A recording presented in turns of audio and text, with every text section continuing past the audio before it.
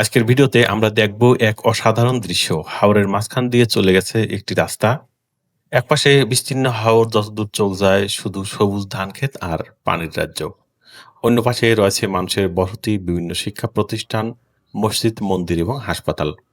দর্শক, আমরা এখন আছি সুনামগঞ্জ জেলার একটি ঐতিহ্যবাহী উপজেলা, বিশম্ভুর উপজেলা এলাকাতে, যেখানে প্রকৃতি আর মানুষের জীবন যেন একই সঙ্গে মিশে গেছে। রাস্তা ধরে সামনে এগোলে চোখে পড়ে হাওরের অপরূপ দৃশ্য। দিগন্ত জুড়ে সবুজ ধানক্ষেত, তার মাঝখানে হাওরের বিস্তৃত জলরাশি আর মৃদু বাতাস।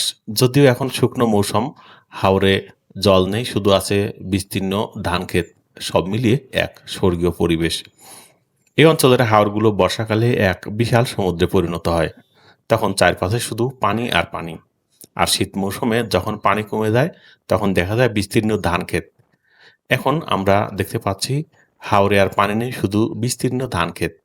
বাতাসে হাওরের যে স্নিগ্ধতা তা শহরের কোলাহলে পাওয়া যায় না। এই বাতাস যেন মনকে শান্ত করে দেয়। রাস্তার একপাশে যত দূর চোখ যায় সবুজ ধানক্ষেত। মাঠের মধ্যে শত শত গরু চড়ছে নিশ্চিন্তে। গরুগুলো ধীরে ধীরে ঘাস খাচ্ছে আর রাখাল ছেলেরা দূরে বসে পাহারা দিচ্ছে। এই দৃশ্য যেন গ্রাম বাংলার এক চিরচেনা ছবি। প্রকৃতির এই নীরবতা আর সরলতা মানুষকে আলাদা এক প্রশান্তি দেয়। চারিদিকে শুধু সবুজ আর সবুজ, যেন প্রকৃতি নিজেই ছবি এঁকেছে। এবার আমরা রাস্তার এপাশে তাকাই। এখানে রয়েছে বিভিন্ন শিক্ষা প্রতিষ্ঠান, হাসপাতাল, মসজিদ এবং মন্দির। এই প্রতিষ্ঠানগুলোই আসলে বিশম্বরপুর উপজেলার মানুষের জীবনের কেন্দ্র। স্কুলে যাচ্ছে ছাত্রছাত্রীরা, হাসপাতালে চিকিৎসা নিতে আসছে অসুস্থ মানুষ, আর মসজিদ এবং মন্দিরে মানুষ তাদের ধর্মীয় আচার পালন করছে। প্রকৃতির মাঝেই মানুষের এই জীবনধারা সত্যি অসাধারণ। দর্শক, যেতে যেতে পাই আমরা একটি সুন্দর মসজিদ। এই এলাকার মানুষ এখানে প্রতিদিন নামাজ আদায় করেন।